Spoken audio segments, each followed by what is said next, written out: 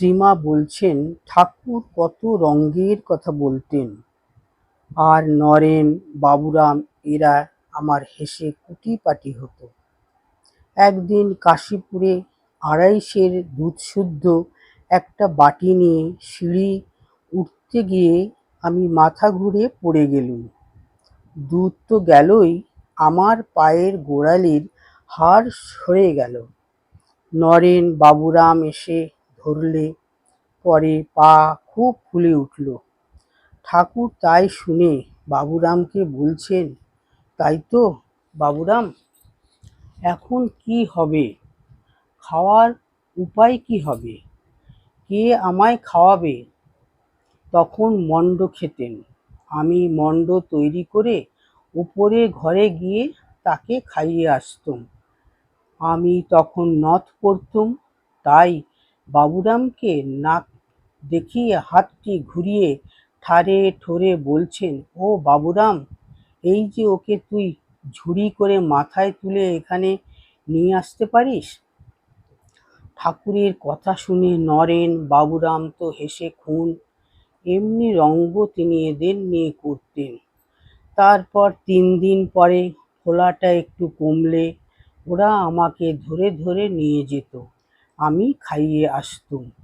ও কয়দিন গোলাপ মা মণ্ড তৈরি করে দিয়েছিল, নরেন খাইয়ে দিত।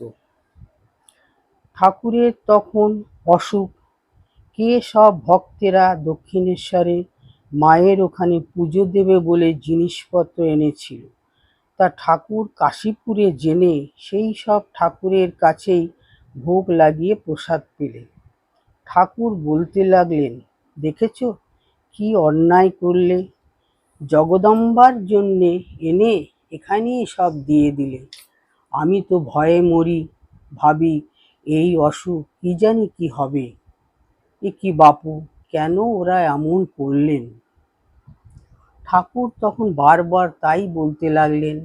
কিন্তু পরে যখন রাত অনেক হয়েছে তখন আমাকে বললেন, দেখো, এরপর ঘরে ঘরে আমার পুজো হবে, পরে দেখবে একেই সবাই মানবে, তুমি কোনো চিন্তা করো না। সেই দিনই আমার বলতে শুনলুম। কখনো আমার বলতেন না, বলতেন এই খোলটার, বা আপনার শরীর দেখি এই এর। যখন ঠাকুর চলে গেলেন আমারও ইচ্ছা হলো আমিও চলে যাই। তিনি দেখা দিয়ে বললেন, না, তুমি থাকো, অনেক কাজ বাকি আছে। শেষে দেখলুম তাই তো, অনেক কাজ বাকি। তিনি বলতেন, কলকাতার লোকগুলো যেন অন্ধকারে পোকার মতো কিলবিল করছে, তুমি তাদের দেখবে।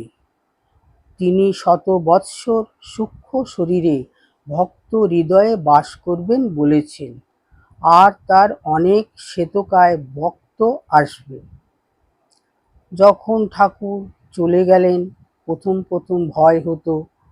পরনে সরু লাল পেড়ে কাপড়, হাতে বালা, লোকে কি বলবে। তখন কামারপুকুরে রয়েছি। একদিন ঠাকুর এসে বললেন, খিচুড়ি খাওয়াও। খিচুড়ি রেঁধে রঘুবীরকে ভোগ দিলুম। তারপর বসে ভাবে ঠাকুরকে খাওয়াতে লাগলুম। বৃন্দাবনে যখন যাই, পথে রেলে যেতে যেতে দেখি কি ঠাকুর জানলা দিয়ে মুখ বাড়িয়ে বলছেন, কবচটি যে সঙ্গে সঙ্গে রয়েছে, দেখো যেন না হারায়।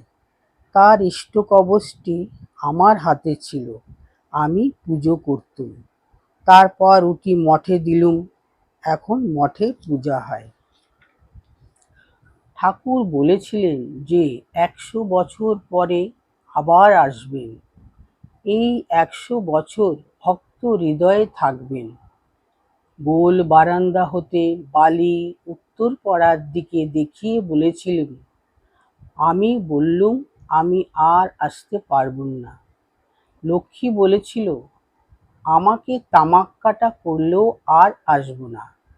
ঠাকুর হেসে বললেন, যাবে কোথা? কলমির দল এক জায়গায় বসে টানলেই সব এসে পড়বে। আর এত কথারই বা দরকার কি? ঠাকুর বলতেন, আম খেতে এসেছো, আম খেয়ে যাও, অত পাতা ডাল গুনে কি হবে।